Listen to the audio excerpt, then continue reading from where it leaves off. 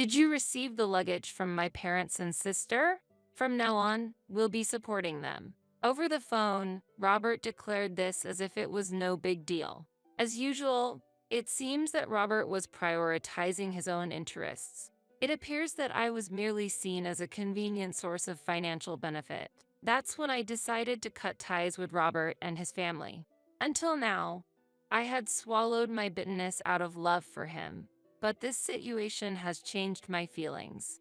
The handover is complete. I just sent my luggage to my new residence in the high-rise apartment. I responded cheerily to Robert. A high-rise apartment, Robert muttered, then lost his words for a moment. I am Sherry Irving. At 55, I work for a real estate company. Real estate sales is a daily battle. Especially in the beginning, I faced countless challenges. Starting with acquiring new clients. Being in a regional branch, I had to find new clients interested in stocks. Despite visiting many homes, I often faced rejection. Sometimes, I was met with harsh words, leading to disappointment. But by persistently continuing my sales efforts, I gradually increased my clientele. Currently, I live with my husband, Robert. We met in college and later on got married. Of course, Robert was the one who proposed. Our only son, Max, is now an adult and employed. Due to his job, he currently lives a few hours away by train, which makes me feel a bit lonely. However, when he has long vacations, he comes home, and I eagerly await those times. My in-laws live relatively close, so it's a short distance from our place. There, my in-laws and my sister-in-law, a total of 3 people reside. My sister-in-law, 5 years my senior, is an avid Idol fan. She travels for concerts from New York in the east to LA in the west. She stays at home to secure funds for this purpose. Due to her strong attachment to idols, she has no intention of marrying. Their home, a 40-year-old 2-room rental apartment, shows signs of aging everywhere. And since it's located on the 4th floor without an elevator, stair climbing becomes a significant effort. However, Robert often says, "I'm going to visit my parents," suggesting he has a good relationship with my in-laws. I've lost my parents and don't have the opportunity to do so, so I don't oppose his visits. My relationship with my in-laws is a separate matter. They are still healthy, and my sister-in-law is there, so I wasn't particularly worried. That's when I, optimistically unprepared, faced an unexpected situation. As soon as Robert returned home, he approached me, seemingly eager to say something. It seems the apartment where my parents live is going to be demolished. They've been asked to vacate. I was surprised by this sudden news. So sudden? What will we do now? I asked urgently, but Robert calmly replied, "Well, it'll work out somehow. There are 3 adults, after all. But can you hurry up with dinner?" With that, Robert went to his room to change. I was flustered. If my in-laws turned to us for help, it would be a big problem. They have always been cold towards me. This was clear from the first time we met 30 years ago, when Robert and I started dating and visited his parents' home. "Nice to meet you.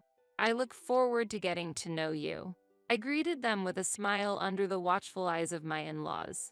But his parents and sister just stared at me. I was confused about how to respond. In the midst of this, my mother-in-law sighed heavily and said, "I heard Robert had a girlfriend, but she's nothing like I imagined. She has no charm and looks poor." What?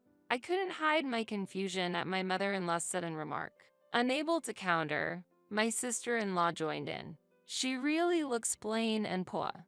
Not quite right to be Robert's wife." Exactly. I looked to Robert for support, but my hopes were quickly dashed. I've dated glamorous beauties before, but I think someone like her will meet my needs better. Robert said this with a smile. "Really, Sherry, you don't seem popular, right? It looks like you'd do anything Robert asks, so he won't leave you." My sister-in-law nodded and responded, "I should have ended things with Robert then. But back then, I was deeply in love with him and couldn't see the reality before my eyes. I misunderstood Robert's terrible behavior as an attempt to make his family accept me. As a result, we got married, and that's when our troubles began. After a while, my mother-in-law started giving orders. "Hey, the microwave is acting up.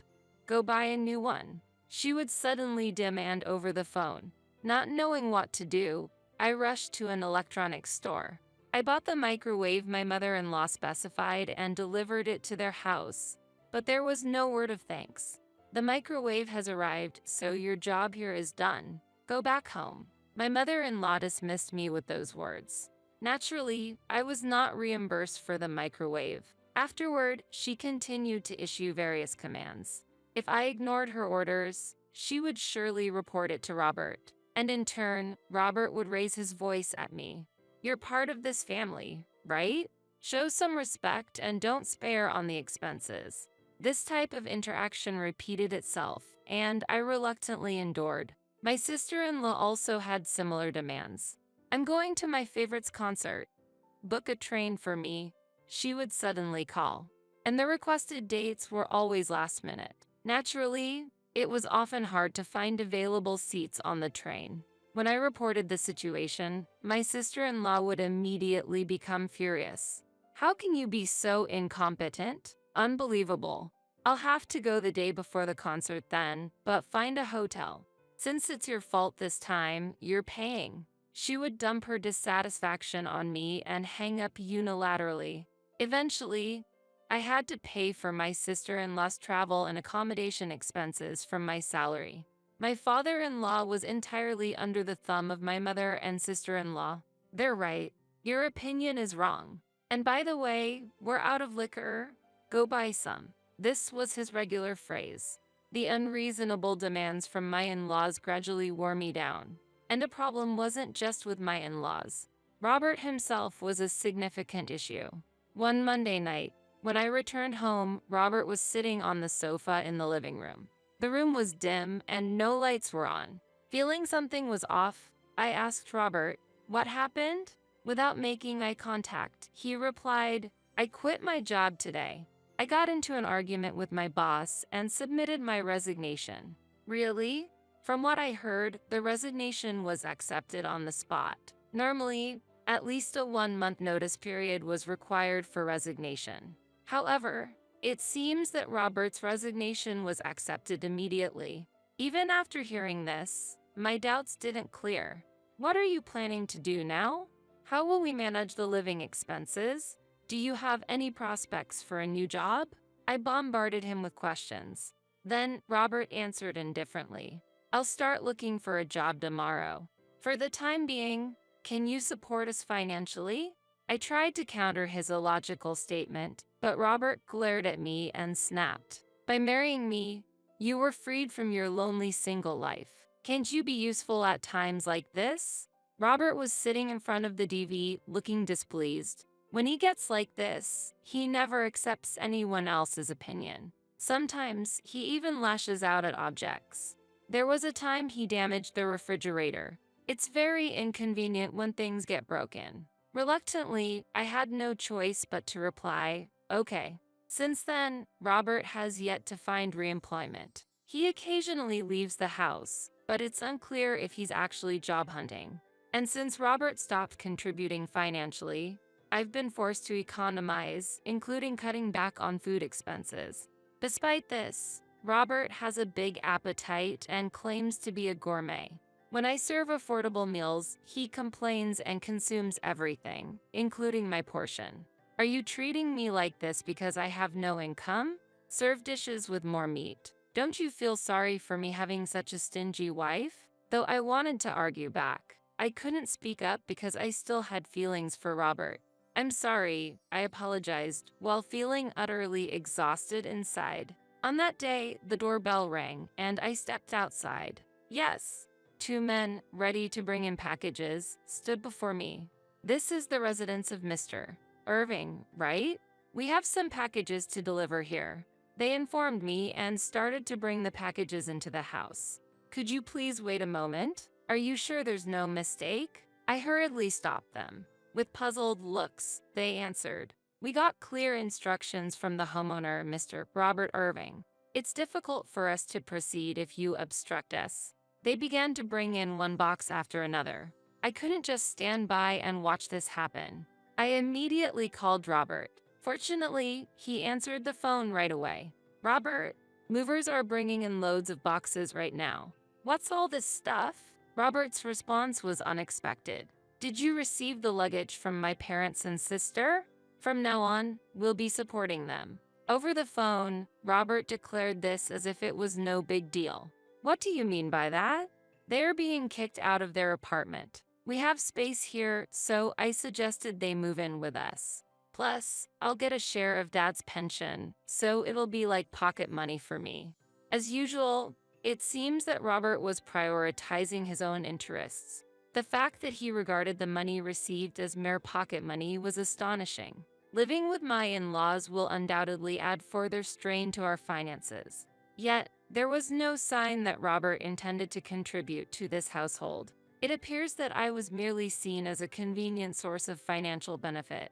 That's when I decided to cut ties with Robert and his family. Until now, I had swallowed my bitterness out of love for him, but this situation has changed my feelings. At the moment I solidified my decision, Robert continued. So, how long will it take to unpack? He asked as if it were nothing out of the ordinary. How? I couldn't hide my surprise, but Robert seemed oblivious. He continued as if it were a matter of course. It's about the unpacking. Mom and Sis are getting old, so they can't handle the hard work, right? You'll take care of the unpacking while we stay at a hotel. I felt anger at Robert's suggestion that I handle all my in-laws' belongings alone. He should regret this. After some thought, I replied, I think it will take about a week. Robert's voice suddenly revealed his dissatisfaction. A week? Isn't that clearly too much time? You're really inefficient. I'll convince Mom and the others, so make sure everything is sorted within a week. I'll send the transfer form for the moving expenses later. Don't forget to receive it. With that, he ended the call. His attitude in asking for favors was truly infuriating. I'll make him realize soon, I muttered quietly, and after a week passed, I received a call from Robert. Is all the unpacking done? Mom and the others will be back soon. Do you have the payment slip for the moving expenses? Robert was talking cheerily for some reason. I could hear the voices of my in-laws in the background. Now we have a handy house helper nearby. You'll follow our instructions, right? There's no salary, but we're family, so that's fine. Mom, I think that's a bit direct. But she's not really family, so being a house helper might be just right for her. My sister-in-law said, laughing. Because she's a fake family member. My father-in-law agreed. These people were not my family. They were just strangers from the start. So I responded with a smile. The handover is complete. I just sent my luggage to my new residence in the high-rise apartment. I responded cheerily to Robert. A high-rise apartment. Robert muttered, then lost his words for a moment. In fact, right after I got the call from Robert a week ago, I took action immediately. First, I explained everything to Max. Max was quite furious and decided to stand by me. And there was something Robert didn't know. I had actually bought a room in a high-rise apartment for investment purposes. The real estate company I work for deals with investment apartments for high-income earners. In my second year of working, I took out a long-term mortgage and acquired a room in a high-rise apartment. The room has one bedroom and is not very spacious, and since it was on the third floor, it was relatively affordable in that building. Still, purchasing the apartment was a major decision. I am proud that I made a brave choice. After buying the room, I quickly put it up for rent, and until now, the rental income had been covering the mortgage repayment successfully.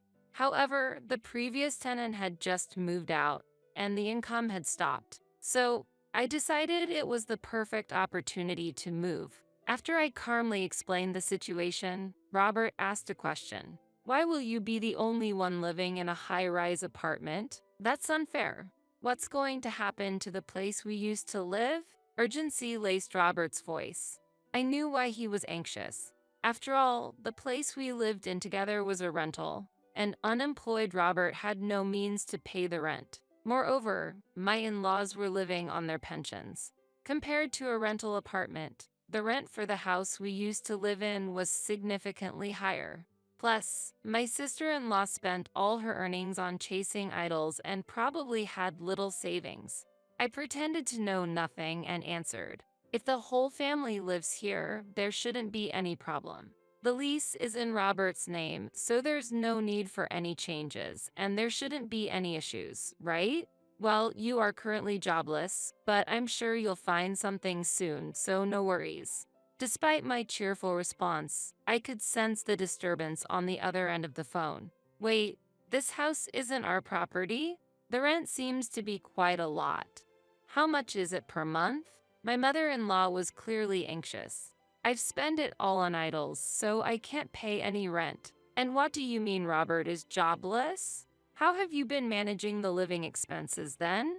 The pension I receive isn't nearly enough to pay rent for such a big place. My father-in-law was also confused. My in-laws and sister-in-law united in throwing accusations at Robert. They must have reached their breaking point. Finally, Robert exploded and yelled at me. Why are you deciding everything on your own? Get ready because we're getting a divorce. I responded calmly. I don't mind getting a divorce. In fact, I'm already consulting with a lawyer. You should be receiving the notification soon. I answered with a calm smile. What? Robert exclaimed in astonishment. Are you really okay with that? If you divorce Robert, you'll be all alone. You'll have a lonely old age. My sister-in-law also pressed me similarly. It seems my determination got through to them. Feeling at a disadvantage, my mother-in-law said to me, there's no need to divorce. We are one family. As long as you comply, like before, there won't be any problems. My father-in-law joined in. Don't be stubborn, come back home. I despised how they changed their tune when their position worsened. They needed me, and without me, they would struggle to live. As these thoughts went through my mind, Robert said, our family is very generous. Be grateful, apologize, and come back. My in-laws and sister-in-law agreed, especially my sister-in-law, who inappropriately said, I'll live in the high-rise apartment instead, so vacate that room quickly. I had no intention of returning, so I made it clear. I absolutely refuse. Robert and the others are just after my assets and free labor. It's impossible for me to return to such an environment. Criticism came flying from them, getting all high and mighty just because I'm silent. Don't say whatever you want. What will happen to Max if we actually get a divorce? Won't his chances of getting married decrease if he's from a broken home? Robert said gleefully. He loved Max. He was his beloved son. My mother-in-law also loved Max very much. Let's live together when Max comes back. Ignore this person, she said cheerfully. My father and sister-in-law seemed happy too. I hope their expectations shatter into pieces.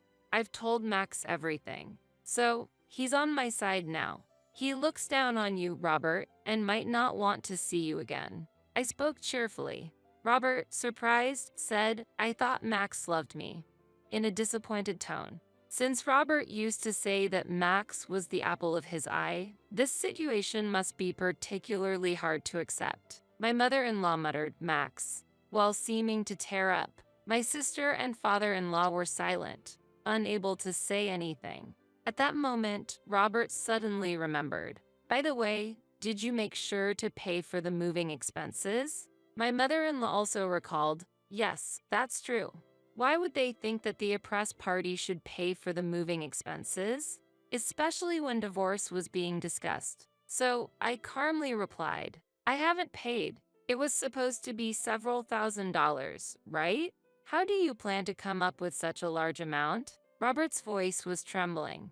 I thought you were going to cover those costs. I have no money and can't possibly pay. Just take care of the moving expenses somehow. My mother and sister-in-law were in a panic. What are you planning to do, Robert? We don't have any money. We just bought new furniture, too. I bought my idol merchandise on credit thinking I would live in a spacious room.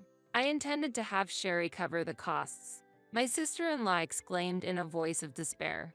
After that, Robert and my in-laws continued to shift blame onto each other. Continuing this conversation wouldn't lead to anything productive. Please communicate through the lawyer from now on. I stated this and ended the call. Then, I quietly blocked the numbers of Robert and my in-laws. Subsequently, Robert and I went through with the divorce, but it was a contentious process. I think Robert hoped to cancel the divorce and continue receiving financial support since he was jobless, including for the moving expenses. However, his plan fell apart when his beloved son, Max, began to look down on him. During the consultations at the law firm, Max, who stayed with me for a while, declared to Robert and the others, "My family is now only my mother. I cannot call people who cause her pain, like my father and grandparents, my family. After the divorce, I will be with my mother." Max resolutely rejected Robert and my in-laws. This confused Robert and my mother-in-law. They turned to me, saying, "Can't you persuade Max? You started the problem and involved the family. Aren't you aware of the trouble you're causing?" I declared firmly, "What are you trying to say? Should I endure like before, playing the role of a maid? You don't work and don't lift a finger at home, and you plan to let your parents and sister live with us, pressuring me? I won't return to that place." Perhaps my voice was too loud, as Robert and my in-laws were taken aback. Calmly, I continued, "My family is only Max. You and the others are now strangers. I will not be involved or support you financially anymore." Robert and my in-laws looked displeased. With my firm decision and the lawyer's persuasion, the divorce was finalized. However, Robert still contacted me through the lawyer several times afterward. "I can't find a job and might be evicted. I covered the moving expenses with a loan, but the interest is piling up. It's the end if this continues. Please, can we start over? I'll even kneel if necessary." The lawyer said that not only Robert but also my in-laws were desperately reaching out. "Please help. We need financial support. Robert doesn't work and just watches TV all day. I'm too weak to manage the housework properly. Can you at least take care of me? The rent and daily expenses are overwhelming, and it's difficult to pay." My sister-in-law also pleaded, "It's unfair that only you live comfortably in the high-rise apartment while I'm left behind. Let me live there too." Even after the divorce, they seemed to expect me to comply just because I was the ex-wife. I politely refused their requests through the lawyer. If this continues, Robert and my in-laws will only limit their own paths. I continue to live in the high-rise apartment. What has changed is the frequency of my conversations. After separating from Robert, Max and I have been talking more. In fact, Max has a girlfriend, and they plan to visit me soon. The possibility of our family growing excites me. I am filled with happiness while searching the internet for a restaurant that Max and his girlfriend would enjoy.